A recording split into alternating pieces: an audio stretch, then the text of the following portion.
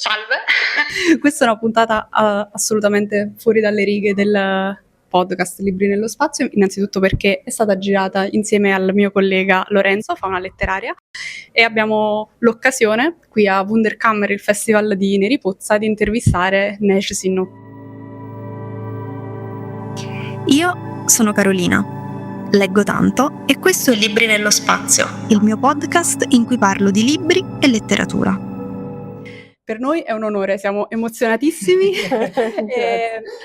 Neige è un'autrice incredibile, ha vinto tra i tanti anche il premio Strega Europeo, e bando alle ciance passo la parola al mio collega gliela facciamo tradurre prima. Lorenzo, esatto, e poi appunto alla nostra autrice Neige. Grazie.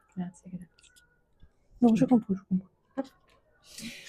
Allora, intanto ribadisco, è un onore immenso poter scambiare questo tempo assieme, e se c'è una cosa che caratterizza la tua produzione letteraria, da noi arrivata prima con Triste Tigre e ora con la Realidad, è il fatto che attingi dalla tua vita per dare voce a una storia, a una materia narrativa, no?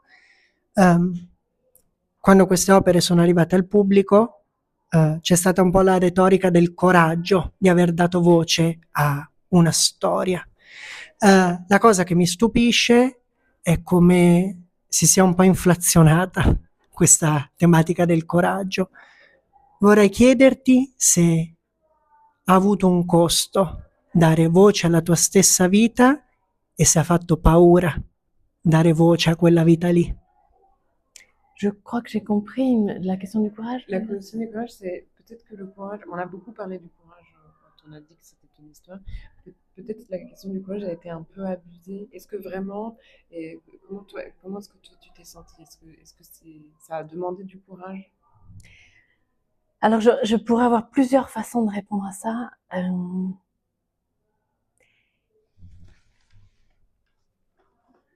D'un côté, oui, il m'a fallu renoncer à des choses auxquelles je ne souhaitais pas renoncer. Il y a eu quelque chose un sacrifice, on peut dire, d'une certaine façon, puisque je ne pensais pas que c'était utile de parler de ma vie personnelle. En général, personne n'a envie de parler de sa vie personnelle. C'est une illusion, soit de croire que les gens qui font de l'autofiction, c'est parce qu'ils sont narcissiques. La plupart des écrivains, on écrit pour devenir quelqu'un d'autre, on écrit pour être plus grand que soi à travers la littérature. Donc, cette chose-là de mettre la vie personnelle au cœur de ce livre et en acceptant et en mettant comme une évidence que cette première personne, c'est vraiment l'auteur, je fais là quelque chose que je ne souhaitais pas faire. Et il a fallu, je ne sais pas si j'appellerais ça du courage, mais c'est un choix qui m'a coûté. C'est un choix qui m'a coûté, dont je prévoyais certaines conséquences possibles.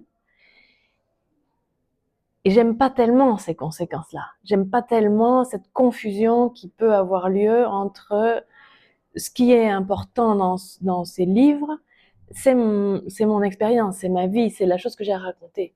Alors que moi, je pense que ce qui est le plus important, c'est ce que j'en ai fait. C'est ce que j'ai fabriqué comme objet littéraire. Et donc, cette conséquence-là, cette confusion, elle vient un peu de cette décision que j'ai prise de mettre la vie personnelle au milieu. Donc, c'est très, très complexe. Et après, j'ai l'impression, et je crois, et j'en suis fière quand même, il y a un courage littéraire qui est différent du courage personnel. Un des auteurs qui a été important, un de mes maîtres, c'est Roberto Bolaño. Il parle du courage littéraire en tant que... il compare, c'est une image qu'on aime bien, parmi les écrivains, vous la connaissez peut-être, l'écrivain comme samouraï, quelqu'un c'est un samouraï qui combat contre un monstre. C'est un samouraï qui sait qu'il ne va pas gagner cette bataille et qui, malgré tout, il y va quand même. Il va quand même, se lance dans un endroit où c'est beaucoup plus grand que lui et voilà, essayer de mettre un peu de lumière dans les ténèbres, c'est une mission absolument impossible. Et ce petit personnage un peu inconscient, un peu fou et très courageux, c'est l'écrivain. Et ce courage-là, ce courage littéraire, c'est quelque chose que j'ai essayé de cultiver dans mon travail. Et c'est pas du tout le même courage que l'autre, celui qui m'a obligée à parler de moi-même parce qu'il me semblait que c'était un bon matériau. C'est lié, mais c'est pas exactement la même chose. Ce courage littéraire, c'est aussi le courage, et c'est quelque chose dont on parlait hier soir à la présentation qu'on a fait ici au festival, le courage de rater, le courage d'expérimenter des formes littéraires qui ne vont peut-être pas aboutir à ce qu'on voulait, donner toute son énergie, donner tout son temps à un travail expérimental, on a le risque que ça soit raté. Et ce courage-là, c'est un courage que j'ai cultivé dans ma vie en tant qu'écrivaine. C'est une foi, une espèce de foi complètement folle de se dire, si je mets toute mon énergie dans un projet artistique, ça va rater, ça va rater, ça va rater, mais ça va pas tout le temps rater. C'est la foi en la littérature, c'est un peu ça. C'est que de temps en temps, il se produit un petit miracle. De temps en temps, et c'est pas seulement un miracle par rapport au texte, c'est aussi un miracle par rapport au lecteur. De temps en temps, il se produit que cette chose que je cherche à faire, quelqu'un d'autre en a besoin. Et donc le courage de ne pas abandonner, d'avoir confiance dans cette chose un peu étrange et magique qu'est comment appeler ça? Le livre, hein, la communication particulière qui se produit avec un lecteur, peut-être pas aujourd'hui, peut-être dans 10 ans, c'est un drôle de pari. Et ce courage-là, j'en suis fière, parce que c'est pas rien, ça demande de très grands efforts. Io ti ringrazio tantissimo per la generosità di questa risposta e non mi stupisce che tu venga a parlarci di sperimentazione di forma e linguaggio. Per questo però la parola la lascio a Carolina. Infatti l'altra domanda che volevamo farti riguarda proprio la tua scrittura. Quello che sorprende il lettore alle prese con Triste Tigre, ma anche con La Realidad, è proprio la forma che tu utilizzi. Ne hai parlato ieri durante la tua presentazione. E quello che io volevo chiederti ha a che fare proprio col tuo rapporto con la scrittura, ma anche con la letteratura. Quindi da un lato la forma così particolare, così incisiva, anche per raccontare tematiche difficili, e dall'altro la presenza costante anche di quelle che sono le tue letture. Penso a tutte le citazioni di Annie Ernaux, che tra l'altro è anche una delle mie autrici preferite. E come nasce questa tua scrittura? E poi anche una piccola curiosità, forse ingenua: quando hai capito di voler scrivere? Con quali libri hai capito di voler scrivere? Je vais répondre en premier à la dernière question, mais j'ai pas vraiment la réponse. Je sais pas exactement. Je pense que la lecture a été l'événement le plus important de mon enfance. Comme beaucoup d'entre nous, hein, des gens qui essayons de partager cette passion-là pour la lecture. Et je pense que l'envie d'écrire découle de ça. Je sais pas à quel moment vraiment. Je sais pas à quel moment j'ai fini par comprendre que les livres étaient faits par des gens et que j'allais devenir un adulte et que j'allais peut-être pouvoir faire ça.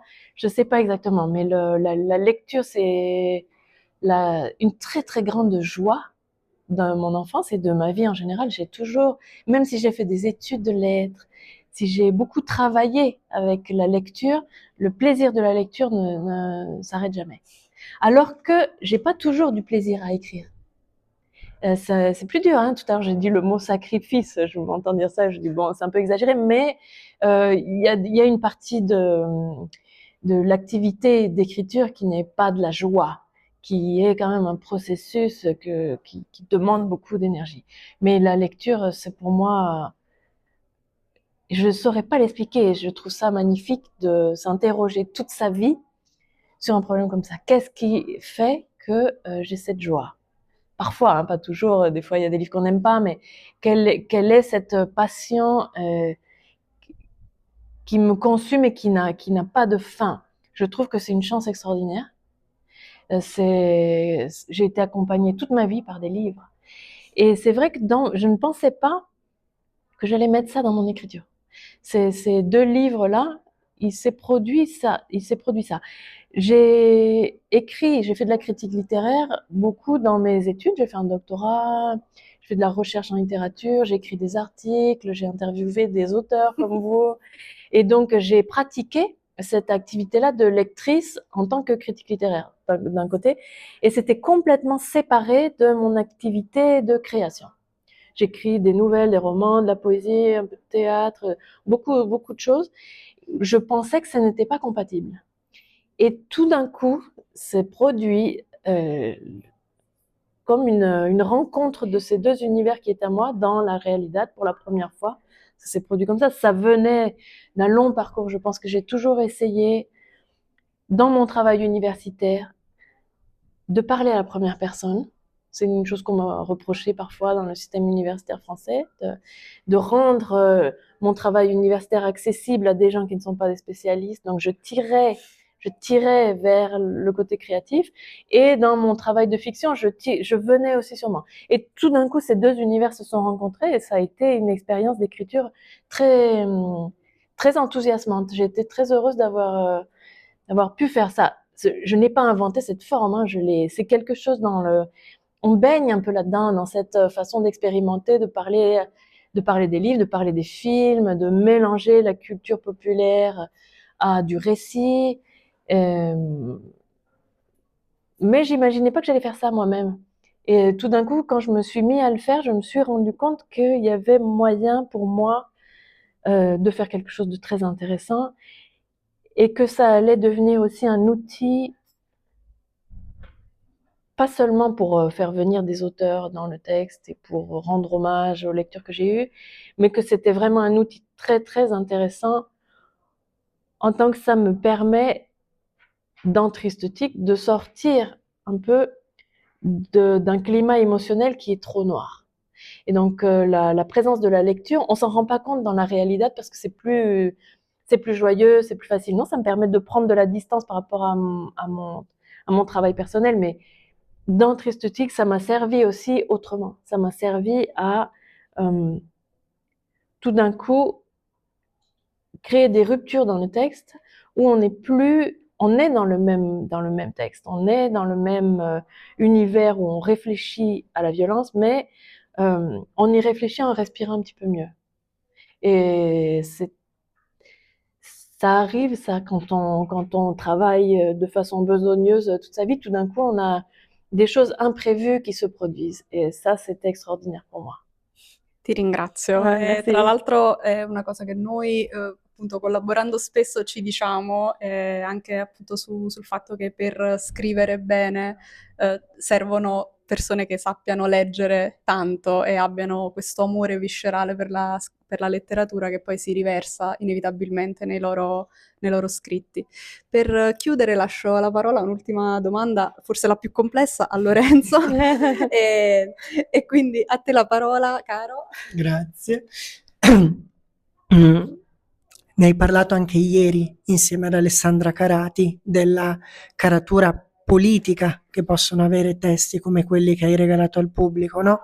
La Realidad è un testo relativamente recente, quindi magari ha avuto ancora poca opportunità di girare. Con Triste Tigre negli ultimi 2 anni hai girato molto. Penso che tu sia riuscita a intercettare un rimosso, un tabù contemporaneo tra i peggiori che si possa trovare in narrativa, no? Penso che lì, accompagnato con la scrittura tua straordinaria, si riesca ad aprire una finestra politica anche nella ricezione da parte del pubblico, nella maniera forse più personale, anche più di contatto umano possibile, no? Cosa hai visto accadere nella ricezione di questo testo attorno a te? Les réactions des gens autour de moi à propos du texte, c'est ça? Oui, exactement. Qu'est-ce que tu as perçu de comment il a été... Les deux livres ou sur Tristic plus particulièrement? Solo Triste Tigre o entrambi i libri? No, ovviamente entrambi i libri, per quello che ha avuto però occasione di raccogliere fino ad ora Oui. con la Realidad. Évidemment, la question est évidemment sur les deux livres. En italien, en tout cas, la Realidad est parue. Oui, bien sûr, très ça peu vient de quand sortir. même. Ça a été très intéressant. c'est assez curieux parce il s'est passé. Moi, j'avais très peur d'une confusion. Comme j'en parlais un petit peu au début, là, j'avais un peu peur qu'on ait l'impression que la valeur de ce livre Triste Tigre, c'est seulement ce que j'y raconte. C'est seulement mon témoignage. Et moi, je crois que la richesse politique d'un travail artistique, elle n'est pas seulement dans ce qu'on raconte. La richesse politique et mon effort de ce travail littéraire, il est dans la forme. Et donc j'avais un peu peur d'un malentendu. Mais je me rends compte avec tous les gens qui viennent me parler, tous ces lecteurs, lectrices qui sont pas nécessairement des grands lecteurs, des grandes lectrices, des gens qui lisent beaucoup. En réalité, ce dont ils viennent me parler, c'est de la forme. J'ai beaucoup de personnes qui ont été victimes de violences sexuelles dans leur enfance, qui viennent me dire, ce que je trouve super dans votre livre, c'est le ton. C'est la façon dont vous vous êtes positionné pour raconter cette histoire. Et moi, ça m'est utile pour parler avec mon frère, pour parler avec ma femme, pour parler... Ça, c'est une remarque sur l'esthétique, même si la personne ne s'en rend pas compte, mais c'est quelque chose qui confirme cette idée que j'ai, que ce qui est important et l'endroit où je peux agir, ce sont pas mes idées politiques. Mes idées politiques, je pense qu'elles sont pas intéressantes. Elles sont tellement limitées. Et mon point fort, ou là où je fais mon travail, c'est d'essayer de trouver, je sais pas exactement comment dire, mais des techniques pour se positionner différemment, des façons de réfléchir à des choses depuis un autre point de vue. Et donc, ça crée de la liberté. C'est émancipateur. Mais c'est émancipateur de manière très limitée. Très limitée. Je reconnais aussi les limites de cette action. C'est émancipateur dans un travail sur le langage. Et le reste, c'est à mes lecteurs de le faire. Je ne crois pas que la littérature change directement les choses. La littérature, elle fait partie d'un changement global et voilà, j'ai l'impression que là où je me situe moi, c'est essayer de créer des espaces émancipateurs à l'intérieur de notre esprit, de donner des outils, de creuser le sens des mots, creuser le sens des choses. Et c'est ça mon rêve. Et ce qui a été très beau pour moi, c'est que j'avais peur d'un malentendu et quand même très très souvent, je reçois des réponses magnifiques, des lectures magnifiques auxquelles je m'attendais pas nécessairement. Et donc c'est très émouvant, c'est d'une très très grande richesse, ça me nourrit. Ouais. Siamo abituati, penso entrambi, a lavorare con le parole. Credimi se ti dico che non abbiamo le parole per ringraziarti oggi, siamo emozionati da morire e grazie per il tempo, la verità che rappresenti non solo in questa chiacchierata, ma con i testi che hai dato al pubblico e un po' quello che dico sempre io, ma vale un po' per lo spirito di entrambi, per l'incontro. Perché se c'è un incantesimo che la letteratura mette in campo è quello di poterci ritrovare come persone, no? E davvero entrambi onorati e estremamente grati di averti avuto qui con noi. Merci a vous. Grazie mille anche per aver dato voce alle nostre parole. Grazie mille. Grazie. Io sono Carolina. Mi trovate su Instagram e su TikTok come Voglio fare l'astronauta. Ogni parola è intervallata da un trattino basso. Detto questo, vi saluto, vi ringrazio e vi aspetto nella prossima puntata. Libri nello spazio è un podcast di Carolina Albano, scritto da Carolina Albano. Per questa puntata scritto e condotto con Lorenzo Berto, Fauna Letteraria. La traduzione e la voce in italiano sono di Martina Romanelli. Il podcast è prodotto da Marco M.M. Mennillo per Hungry Foolish Studio.